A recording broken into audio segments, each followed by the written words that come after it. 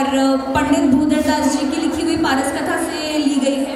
ये दोनों सोर्सेज से हम लोगों ने इस स्किट को लिखा है और बहुत ही शॉर्ट फॉर्म में इसको प्रेजेंट करने की कोशिश करेंगे हम यहाँ पे। 1 घंटे के अंदर हम पूरी पारस कथा यहाँ पे दिखाने की कोशिश कर रहे हैं। और पूरी स्टोरी सुनने के बाद हमें रियलाइज़ हुआ कि पार्श्वनाथ भगवान ने सिर्फ अपने एक भव की तपस्या से तीर्थंकर पदवी का बंध नहीं किया था, बल्कि उससे पहले भी कई उपसर्गों को सहा। कमठ में रूप बदल कर, कभी सांप बनकर, कभी अजगर बनकर, कभी भील बनकर, कभी शेर बनकर पार्श्वनाथ भगवान पे बहुत उपसर्ग किए। तो पार्श्वनाथ भगवान ने हर भव में तपस्या की है, 10 धर्मों का पालन किया है, 22 परिश्रमों को सहन किया है, उसके बाद कहीं जाके वो भगवान बने। तो हम लोग ये एक्ट को शुरू करेंगे। और सबसे इम्पॉर्टेंट बात कि हमने जब ये स्क्रिप्ट माताजी महाराज जी को बताई तो उनका हमको आशीर्वाद मिला, मुनिसन कमेटी का सपोर्ट मिला और पूरा मैनेजमेंट उनकी तरफ से है। और स्पेशल थैंक यू मैं बोलना चाहती हूँ सुहाना बड़जात्या, ऐश्वर्या पाटनी, मुस्कान पांड्या और नमिता कानूगो का। जितनी भी पीछे आप प्रॉप्स, प्रेजेंटेशन, डांस, कोरियोग्राफी देखेंगी वो सब उन्हीं की मेहनत है। और एंड में जितने भी पार्टिसिपेंट्स हैं, हम टोटल 58 पार्टिसिपेंट्स हैं यहाँ पे, उन सबको और उनके सारे पेरेंट्स को, मेरे पेरेंट्स को, सबको बहुत बहुत थैंक यू। और अब हम शुरू करने जा रहे हैं और मैं आशा करती हूँ कि हम सबके लिए ये कहानी प्रेरणादायक हो। धन्यवाद। आरंभ का समय निश्चित करना कठिन है, परंतु उससे भी दुर्लभ है उनकी वीरता के चर्चों का विराम देखना, क्योंकि अपने तप से वे एक ऐसे शौर्य, एक ऐसे तेज को जन्म दे जाते हैं जिसकी रोशनी सूर्य के तेज के समान अनंत काल तक सारी सृष्टि को प्रकाशित करती रहती है। एक ऐसे ही वीर महापुरुष, अतुल्य क्षमा के धारी, अखंडित तप को धारण करने वाले, सिद्धशिला को सुशोभित करने वाले 1008 श्री चिंतामणि पार्श्वनाथ भगवान के जीव का हम सब स्मरण करेंगे, चित्रण देखेंगे और जानेंगे कि कैसे वह आत्मा मरुभूति का देह त्याग कर पारसमणि बन गई। तो चलिए चलते हैं मगध देश के न्यायवान राजा श्रेणिक के दरबार में, जहां से हम पुनः देखेंगे एक मंगल जीव की मंगल यात्रा।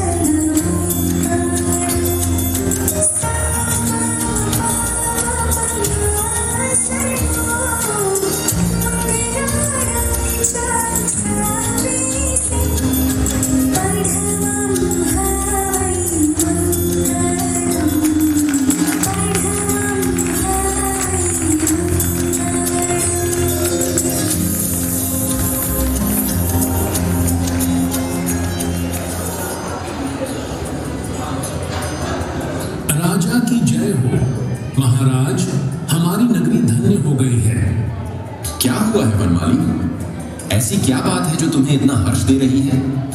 राजन, अत्यंत उल्लास की ही बात है। हमारे राज्य में भगवान महावीर का समव शरण रचा है और नगर के सभी पुरजन वहां जा रहे हैं। क्या भगवान महावीर का समव शरण? हम भी अवश्य चलेंगे। यथार्थ कह रही हो महारानी, हम अभी प्रस्थान करेंगे। वनमाली, तुमने आज हमें बहुत सुखद समाचार सुनाया है। ये तुम भेंट स्वरूप रखो। महाराज की जय हो।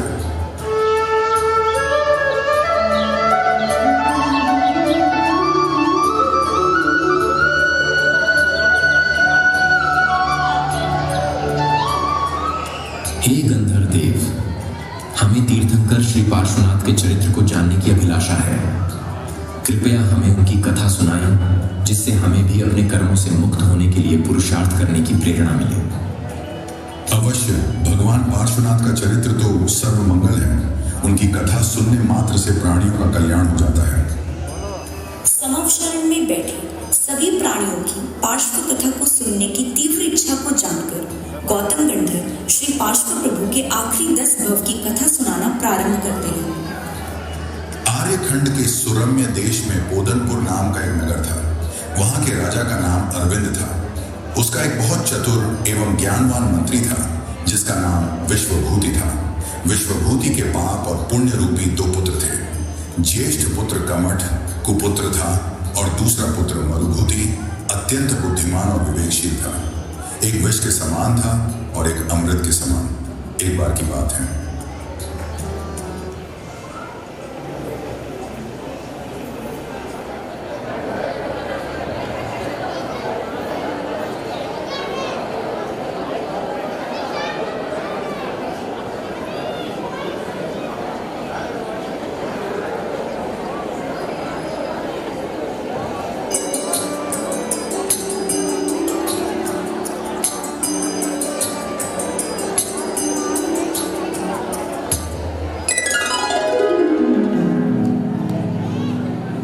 ये क्या सफेद बाल?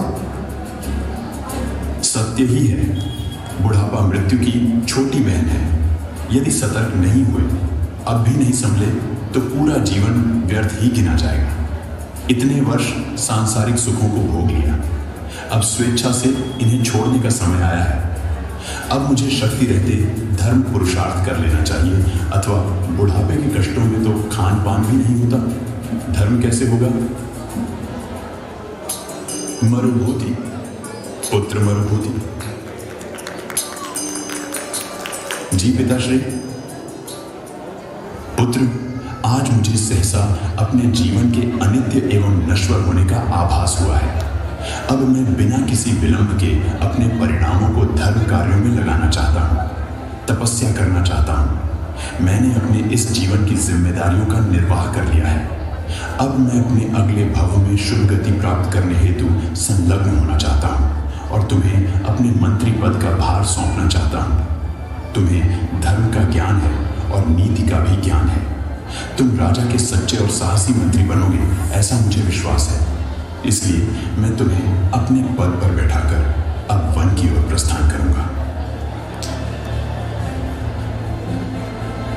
मंत्री बन राजा के संग मरुभूति करता राज्य के काम। जब करने गए वे चढ़ाई एक राजा पर, पीछे कमट ने मचाई नगर में तबाही तमाम। देख अपने भाई की स्त्री को सुसज्जित, दुराचारी कमट ने किया धर्म को लज्जित। काम रूप से भरा वो सारा, गया जंगल में मारा मारा।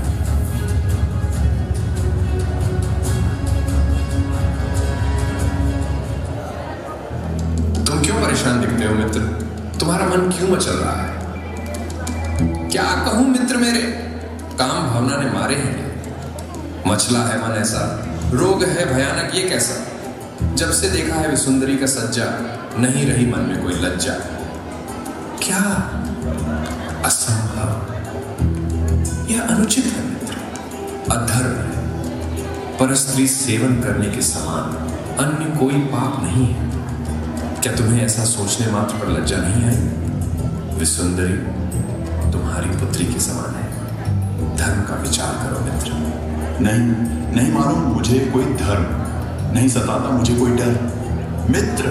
मित्र, अगर मुझे विसुंदरी नहीं मिली तो मैं मर जाऊंगा। तुम मेरे मित्र हो ना, तो जाके उसे मेरे पास लाओ। तुम मेरे सुख के लिए इतना तो कर ही सकते हो ना। जाओ मित्र, जाओ, उसे मेरे पास लेकर आओ। जाओ।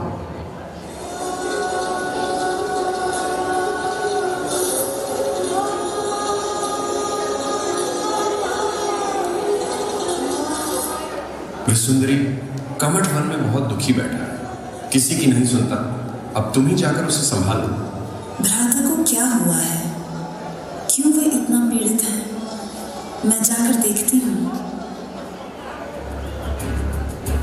धर्म का बैरी बना निछा।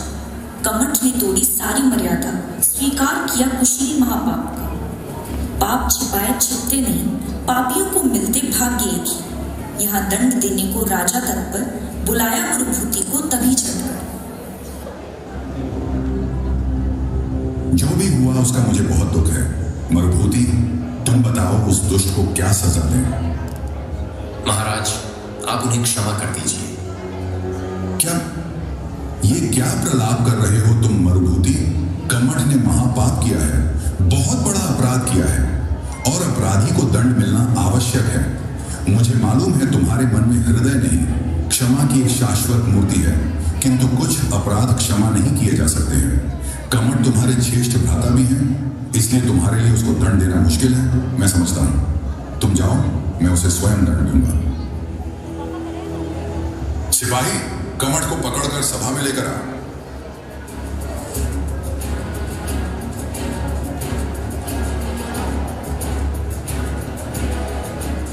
कमठ, क्या तुम्हें किंचित शर्म नहीं आई ऐसा दुष्कर्म करने के बारे में सोचकर भी? पापों के फल का दुख पाप कर्म करने से मिलने वाले सुख से अनेक गुना बड़ा और भयानक होता है। स्मरण रहे कमठ, और इस पाप के लिए तो कोई क्षमा नहीं हो सकती। इसका एक ही परिणाम होता है।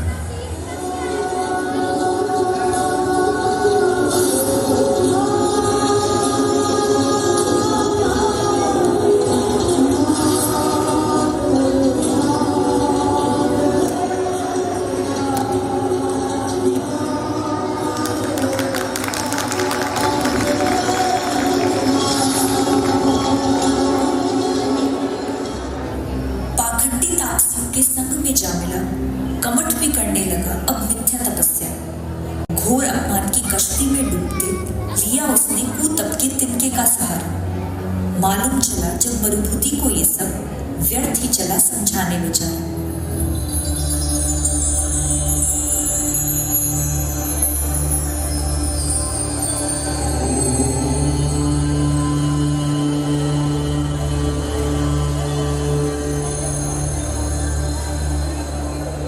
मुझे क्षमा कर दीजिए भ्राताश्री। मैंने महाराज से याचना की थी कि वे आपको दंड ना दें, किंतु आपको इतना अपमान सहना पड़ा। आप मुझे सजा दे दीजिए, लेकिन पुनः राज्य में चलिए। आपके बिना मुझे कुछ अच्छा नहीं लगता। सजा चाहिए तुम्हें, तो ये लो तुम्हारी सजा।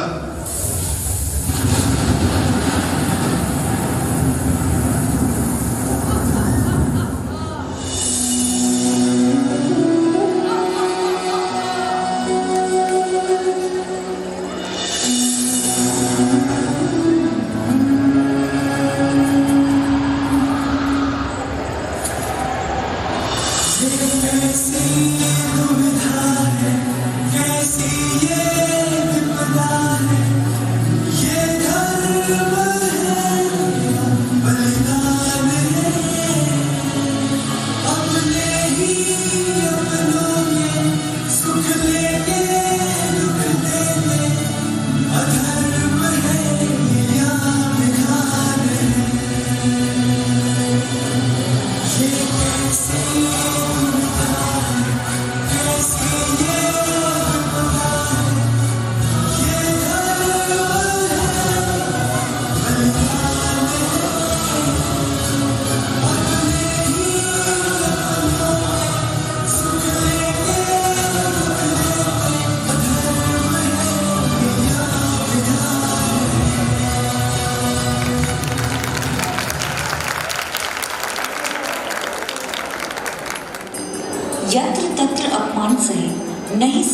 बदल कुछ, कमठ मिला फिर भीलों के संग, चोरी कर कर पिट गया वह तुझ। मरुभूति अब तक नहीं लौटा है, इतना समय बीत चुका, मुझे मुनिराज से पूछना चाहिए।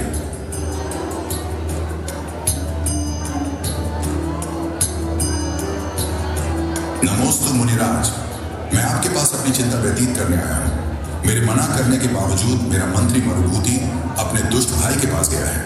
मुझे उसकी चिंता हो रही है मेरे पर, वो अभी तक नहीं लौटा। आप तो अवधि ज्ञानी हैं, कृपया मुझे बताएं वो किस हाल में है और कहाँ है। राजन, आपके मंत्री मरुभूति का देहांत हो गया है, स्वयं उसके भाई के हाथों, और आर्त ध्यान से मृत्यु होने के कारण उसने सल्लकी वन में वज्रघोष हाथी का शरीर धारण किया है, अर्थात उसे तिर्यंच पर्याय का बंध हुआ है।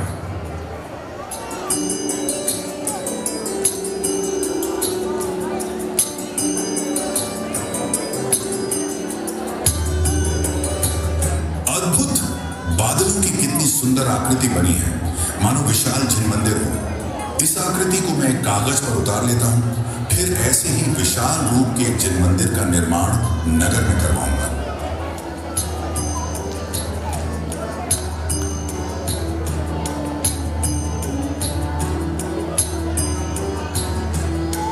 अरे ये क्या, एक ही पल में सारे बादल बिखर गए। ये कैसी नश्वरता है, सत्य ही है, पूरा संसार ही अनित्य है।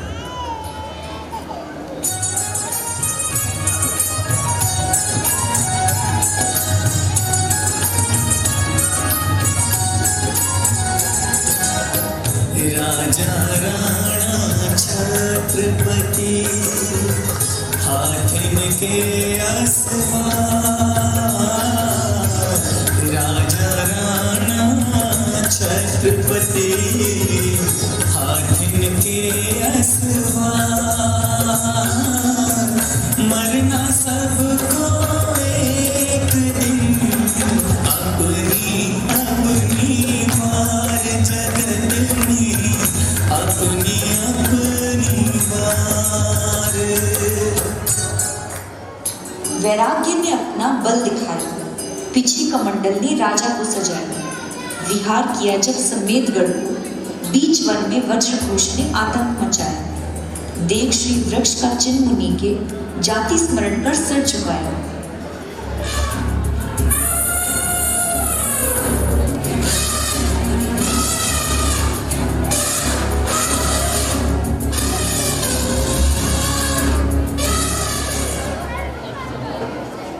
हे गजराज, देखो अपने आर्त ध्यान के परिणाम से तुम्हें कैसे शरीर को धारण करना पड़ा है। अब समय रहते अपनी समझ से इस पर्याय के दोषों से दूर रहने का प्रयत्न करो। हिंसा आदि पापों का त्याग करो, अपनी काया के कल्याण हेतु धर्म भावना को धारण करो, अणुव्रतों का पालन करो, उदंबर फलों का त्याग करो, मक्कारों का त्याग करो, अपनी आत्मा का उद्धार करो।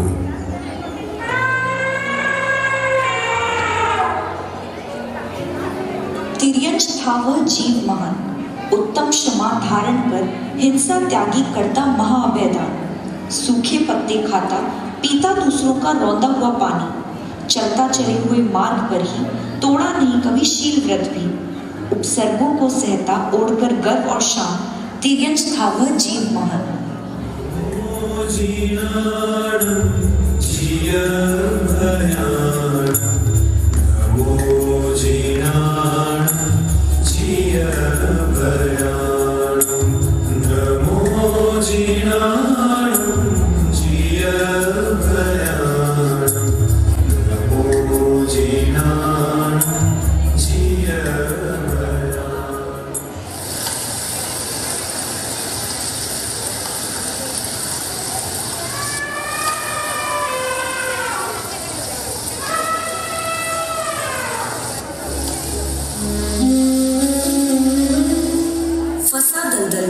मालूम चला कोई चारा नहीं है, तो झट से भाई उस हाथी में समाधि भावना था।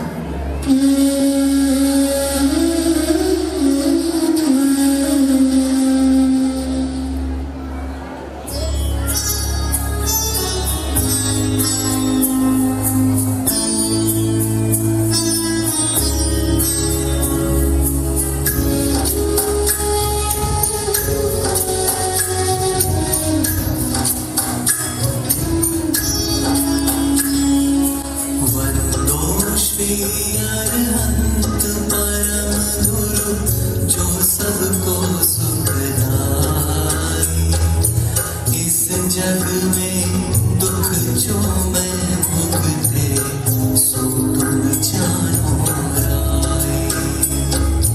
अब मैं अर्ज करूं प्रभु तुमसे कर समाधि उर्माही। अंत समय में यह वर मांगूं सो दीजिए जगराई।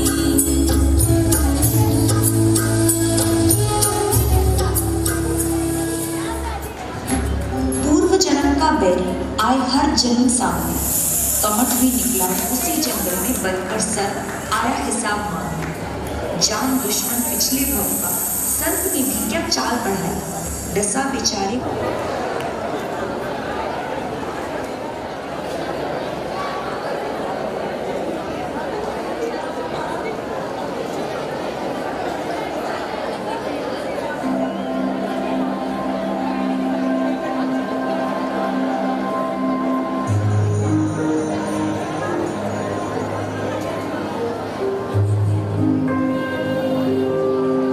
मैं अपने ज्ञान से जान पा रहा हूँ कि ये स्वर्ग है और मेरा यहाँ जन्म पिछले भव में व्रतों को दृढ़ता से पालन करने के फल से हुआ है। मैंने तिर्यंच पर्याय में भी सम्यक दर्शन को अपनाया, सच्चा श्रद्धान किया। उसी का फल है कि मुझे इतने सुख भोगने को मिले हैं। अब मैं अपने धर्म में और दृढ़ता लाऊंगा। अकृत्रिम जिन मंदिरों, सुमेरु पर्वत, नंदीश्वर द्वीप आदि की वंदना करूंगा, धर्म चिंतन करूंगा और इस भाव में भी अपनी आत्मा का कल्याण करूंगा।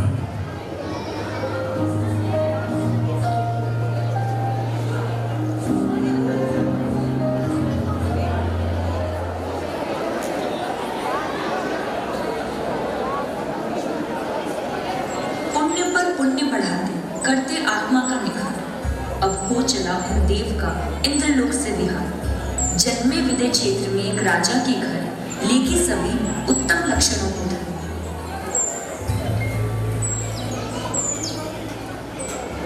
नमोस्तु भगवान। मैं पुष्कलावती देश के राजा का पुत्र हूँ। मैं जन्म से अपने पुण्य से प्राप्त संपदा को भोगता आया हूँ, किंतु आज आपके दर्शन मात्र से मुझे वैराग्य हो गया है। अब मैं 5 महाव्रतों को धारण कर तपस्या में लीन होना चाहता हूँ। रागादिक कषायों को क्षीण करना चाहता हूँ और प्रमादों को जीत लेना चाहता हूँ। कृपया मुझे दीक्षा प्रदान करें।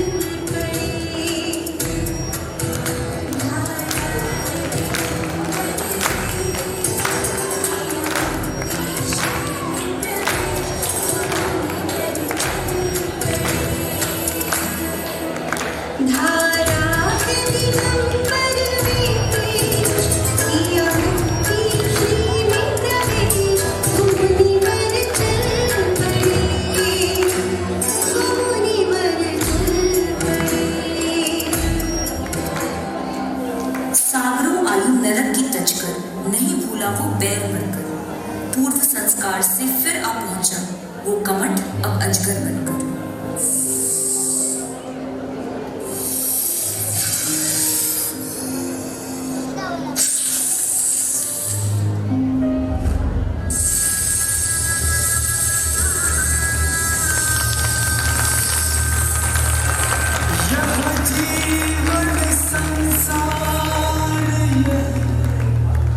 सभी काल का खेल होनी होकर ही रहे, झेल सके तो झेल। ऐसे उत्तम सहनन को देख ले, ऐसी महान क्षमा को जान ले, जो घोर उपसर्ग को आंखें मूंद कर सह गए। आइए हम उन्हें दिल खोल कर दीजिए। जगत में समय महाबलवान, जगत में समय महाबलवान, सुख दुख दोनों साथी विधिका यही विधान, जगत में समय महाबलवान, जगत में समय महाबलवान।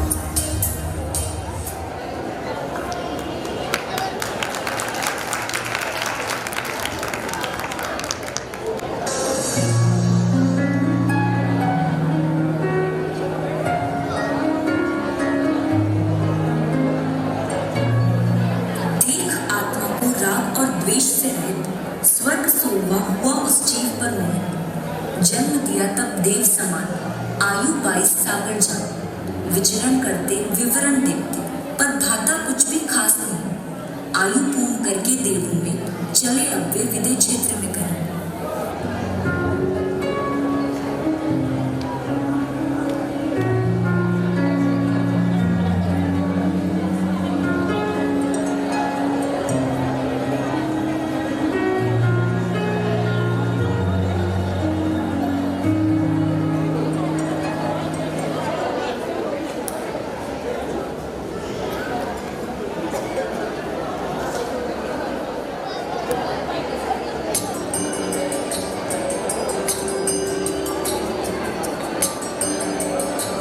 महाराज, मैंने बड़े विचित्र स्वप्न देखे हैं। मैंने सुमेरु पर्वत, सूर्य, चंद्रमा, देवों के विमान तथा सरोवर देखे। कृपया मुझे बताएं, इन सभी सपनों का क्या तात्पर्य है? बहुत सुखद समाचार है महारानी।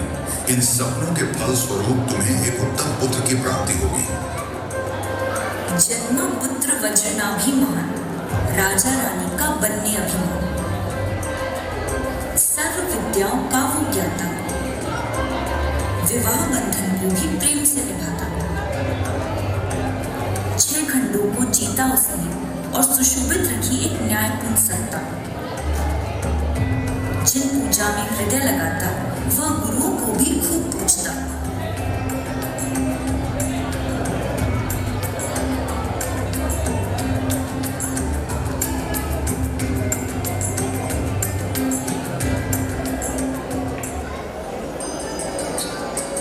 संसार, शरीर और भोगों के स्वरूप का विचार, संसार रूपी बड़े वन में भ्रमण करते हुए इसका अंत कभी नहीं आता है और जन्म, बुढ़ापा व मृत्यु रूपी आग से जला हुआ यह जीव महान दुख भोगता है।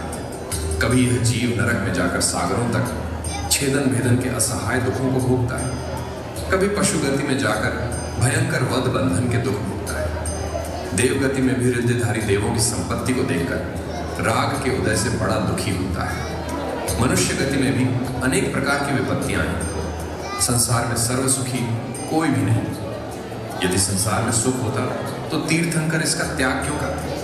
किस लिए मोक्ष की साधना करते? और क्यों संयम से अनुराग करते? यह नश्वर शरीर अपवित्र और घिनौना है, इसमें कुछ भी सार नहीं है। यदि इसको समुद्र के संपूर्ण जल से भी धोया जाए तो भी यह पवित्र नहीं हो सकता। हे महात्मा, आपसे उत्तम धर्म का उपदेश सुनकर मुझे वैराग्य हो गया है। राज्य, लक्ष्मी, वस्त्र आदि जो वस्तुएं मुझे पहले प्यारी लगती थी, अब वे सब दुखदायी मालूम होने लगी हैं। अब मैं संसार से संन्यास लेकर धर्म में अपना मन लगाना चाहता हूँ।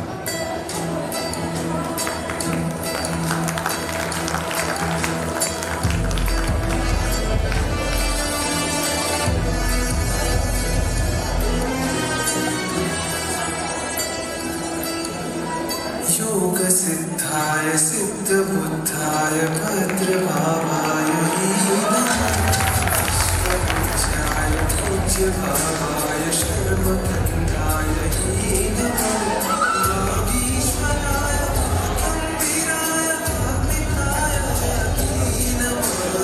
गुरुदेवाय गुरुवक्त्राय गुरुचरणाय नमः। 12 प्रकार का तप करते मुनिराज इधर सारे प्रकार के द्वेष लिए घूमता कमठ उधर, जो जा गिरा था छठे नरक में तब आया सामने उसी वन में बनकर गुरु भी अब।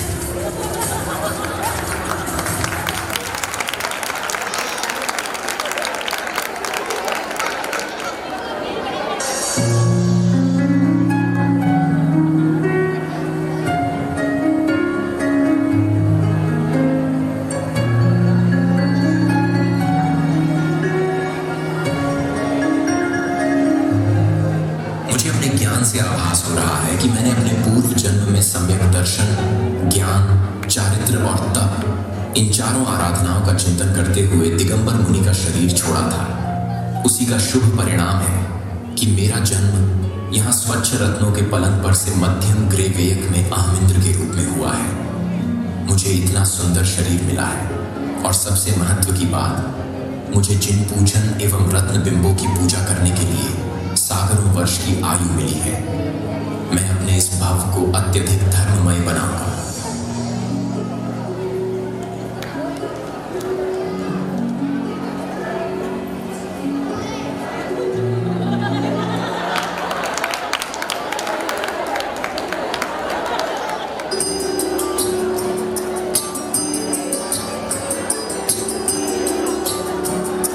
अयोध्या नगरी के राजा को जन्मा वह जीव अब अहमिंद्र से राजा आनंद बना। पुण्य का सागर इतना गहरा, मिला महामंडली पद का सेहरा। एक दिन राज सभा में बैठे सभी, एक ज्ञानी मंत्री कहता कुछ तभी। हे स्वामी, यह ऋतुओं का राजा बसंत है। इस समय सभी लोग महोत्सव मनाते हैं। अभी नंदीश्वर के व्रतों का भी समय है। अतः हे प्रभु, जिन मंदिर में भगवान की पूजा करिए, भगवान की पूजा करने से पाप का नाश होता है और पर्व के संयोग से तो और भी उत्कृष्ट फल मिलता है। पूजा के समान संसार में कोई दूसरा पुण्य का कारण नहीं है। जिनेंद्र भगवान की पूजा की भावना ही सब दुखों को दूर करने का उपाय है और पूजा करने से जो फल मिलता है उसका तो वर्णन ही कैसे किया जा सकता है। ठीक कहते हो तुम मंत्री, हम अवश्य जिनेंद्र देव का बड़े धूमधाम से पूजन करेंगे।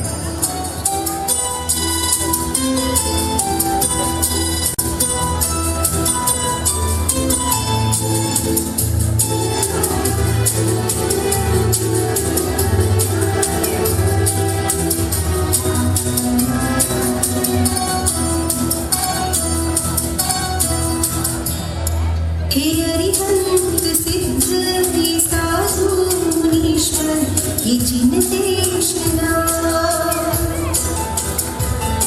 हे अरिहंत सिद्ध हे साधु मुनीश्वर, ये जिन देशना। हे मंगल उत्तम शरण तुमकी जग में, मैं जाऊं कहाँ। हे अरिहंत सिद्ध हे साधु मुनीश्वर, ये जिन देशना। हे अरिहंत सिद्ध हे साधु मुनीश्वर, ये जिन देशना।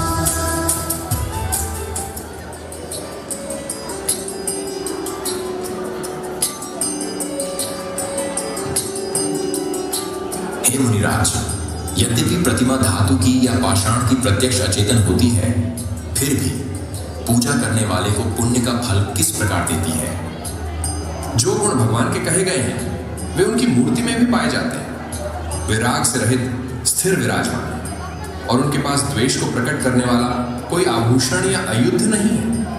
यद्यपि शिल्पी के द्वारा बनाई हुई जिन प्रतिमा अचेतन है, तो भी अंतरंग में भगवान के वीतराग शांत और शुद्ध स्वरूप का विचार करना शुभ भावों का कारण है।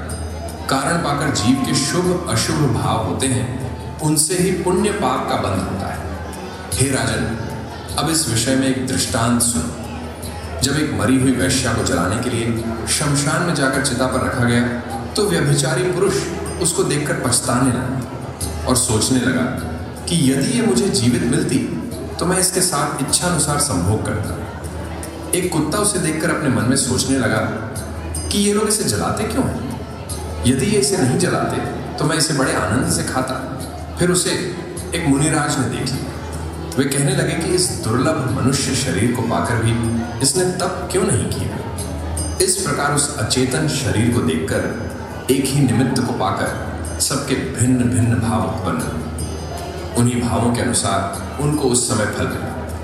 व्यसनी पुरुष नरक में गया, कुत्ते को भूख का दुख सहना पड़ा और मुनिराज स्वर्ग में पहुंचे। ये सब भावों का ही तो फल है।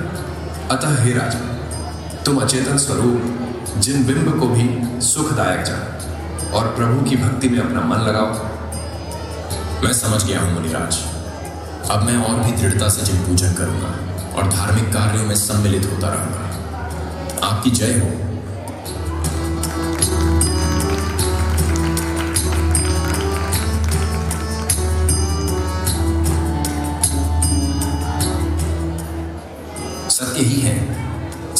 का सब व्यवहार अस्थिर और असार है।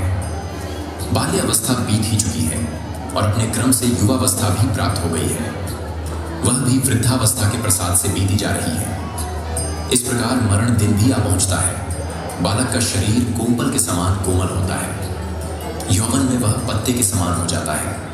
बुढ़ापा शरीर को पके हुए पत्ते की तरह जीर्ण शीर्ण बना देता है और फिर मृत्यु रूपी हवा के चलते ही यह शरीर रूपी पत्र फौरन झड़ जाता है। पानी बरसने से पहले जो पाल बांधी जाती है वही वर्षा के समय काम आती है। ऐसा जानकर संत पुरुष आत्मा की भलाई में विलंब नहीं करते हैं और शीघ्र ही सावधान हो जाते हैं। जो मूर्ख आज कल परसों के बहाने करते रहते हैं उनको अंत में पछताना पड़ता है। हाँ पुत्र, पुत्र। जी पिताश्री। पुत्र, अब मैं राजपाट छोड़कर अपनी आत्मा में लीन होना चाहता हूं। मेरी इच्छा है कि तुम इस राज्य को संभालो, क्योंकि मैं अब मोक्ष का राज्य पाने के लिए निकलना चाहता हूं। जो आज्ञा पिताश्री।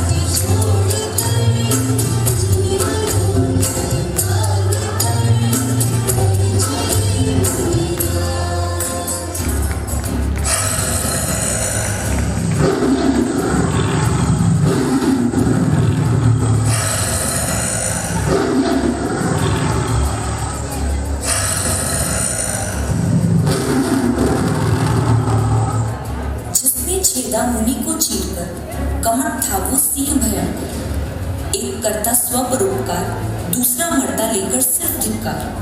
पकड़ते पारस स्वर्ग की छोर, जब जब नरक खींचता कमठ को अपनी ओर।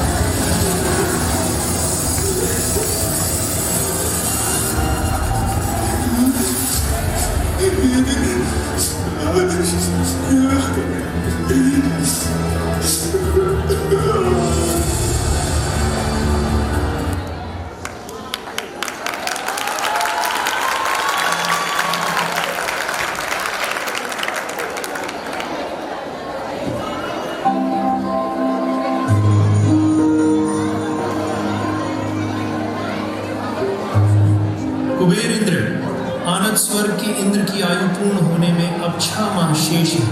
वे बनारस नगर में 23वें तीर्थंकर होंगे। जाओ, राजा अश्वसेन के घर में सुंदर पंचाश्चर्य करो। जो आज्ञा सो धर्मदेव।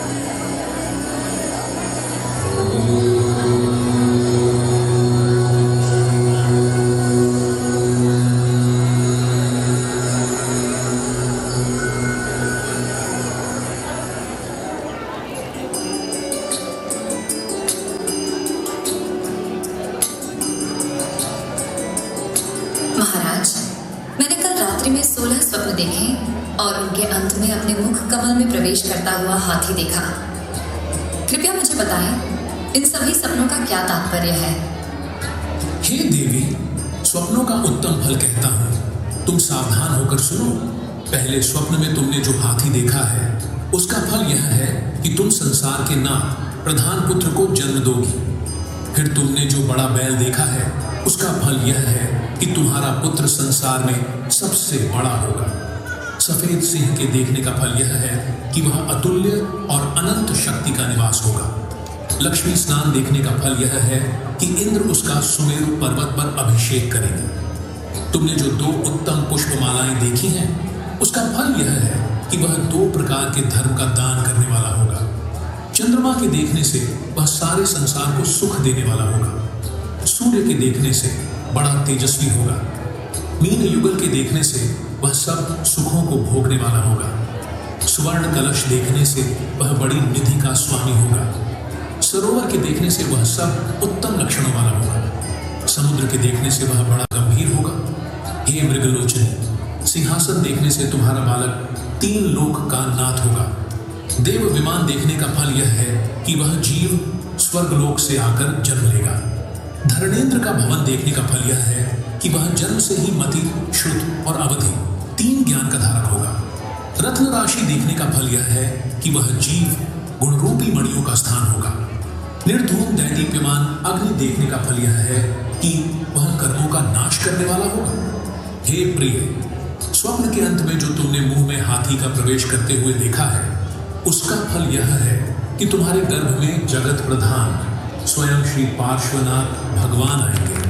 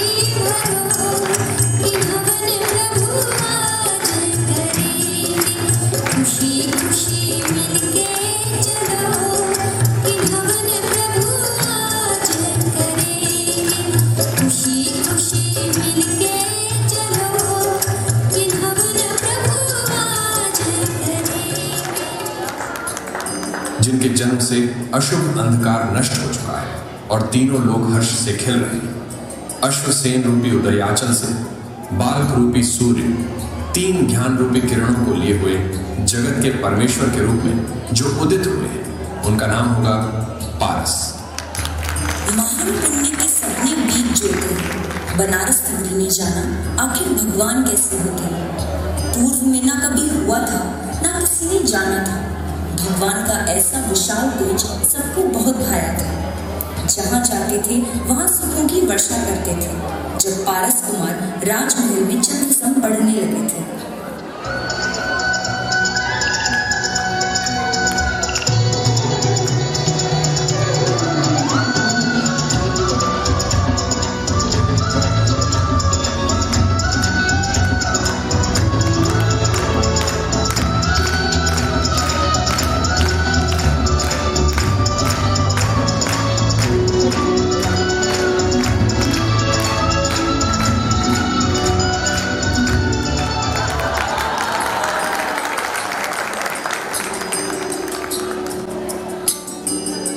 सुनो पुत्र, एक राजकन्या के साथ विवाह करके उचित व्यवहार कर, जिससे कि हमारा वंश आगे बढ़ सके और परिवार को सुख मिले। हे कुमार, जैसे प्रथम तीर्थंकर आदिनाथ भगवान ने नाभि राजा की आशा को पूरा किया था, उसी प्रकार तुम भी हमारी कामना पूरी करो। परंतु मैं आदिनाथ भगवान के समान आयु वाला नहीं हूँ पिताश्री। मेरी आयु 100 वर्ष की है, उसमें भी 16 वर्ष तो बीत ही चुके हैं। 30 वर्ष संयम का समय है, इसलिए आप यह हठ त्याग दीजिए। थोड़ी आयु, थोड़ा सुख और थोड़े ही प्रयोजन के लिए कौन यह उपद्रव करे। पारस तो सदा ही धर्म चुनते, किंतु कमट सदैव ही उनके सुख छीनते। पापी कमट का लेकिन अब कोई पुण्य फला था। बनकर पारस का नाना वो दिन गुजारता था। पत्नी की मृत्यु से हताश बेचारा फिरता रहता बनकर तापसी मारा। कितना अभिमान है इसको, अपने नाना को देखकर भी प्रणाम करने नहीं रुका। ऐसे मत चीरो, इसमें नाग युगल का वास है। तुम क्या भगवान हो, तुम्हें कैसे पता कि इसमें नाग है?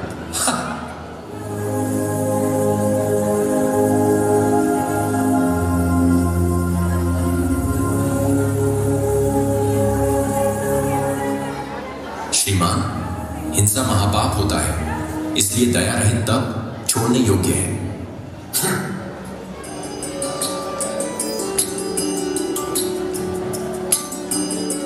महाराज की जय हो। राजन, अयोध्या के राजा जयसेन ने आपके लिए भेंट भेजी है, कृपया इसे स्वीकार करें। अवश्य दूत, किंतु हमें अयोध्या की संपत्ति के विषय में भी तो कुछ बताओ।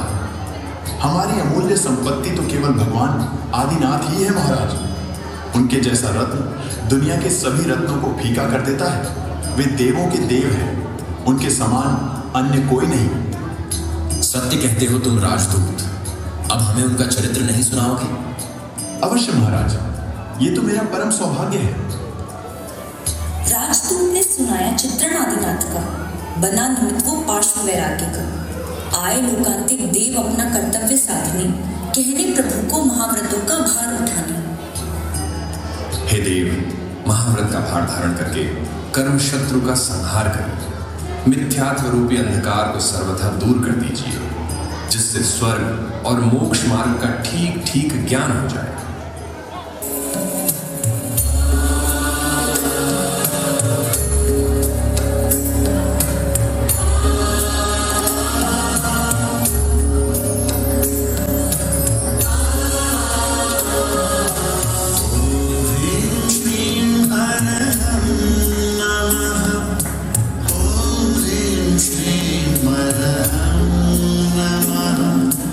Om Rim Shrim Hara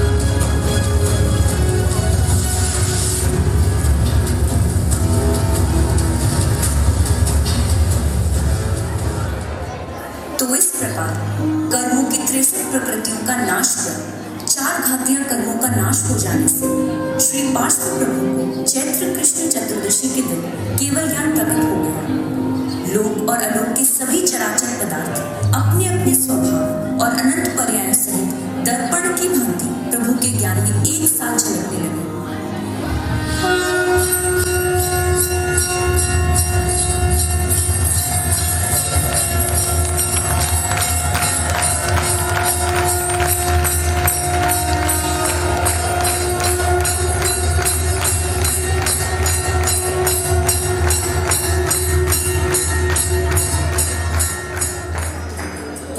हे स्वामी, इस तीन लोक में मिथ्यात्व का खूब अंधेरा छाया हुआ है।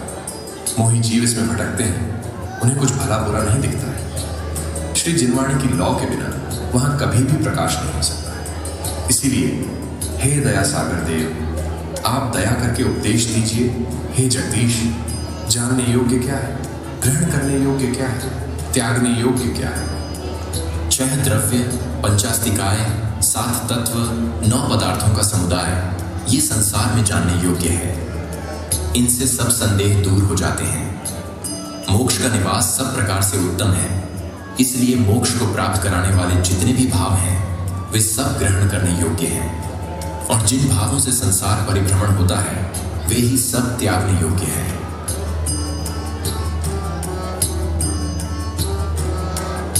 हे प्रभु, मैंने महापाप किए हैं, घोर अपराध किए हैं। मैंने सदैव अपने द्वेष भावों को जीतने दिया है, किंतु अब और नहीं। आज मुझे आपका उपदेश सुनकर वैराग्य हो गया है। मैं अपने पापों का प्रायश्चित करूंगा और अब अपनी आत्मा का कल्याण करूंगा।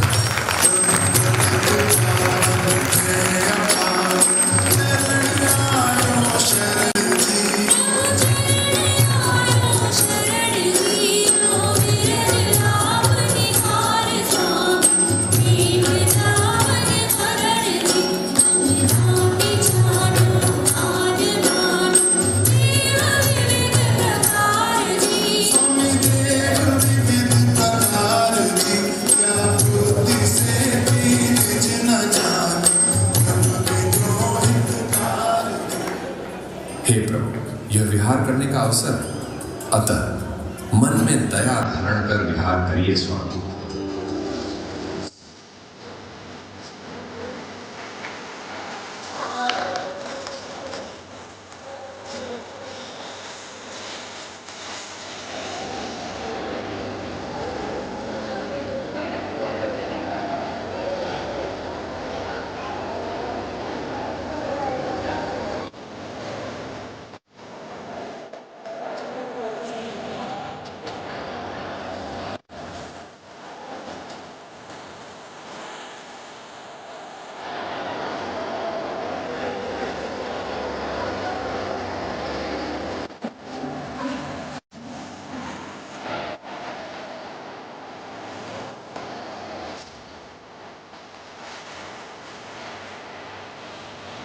तब में अब भी लीन वो जीव महान, शेष कर्मों का नाश कर बने पुरुष प्रधान।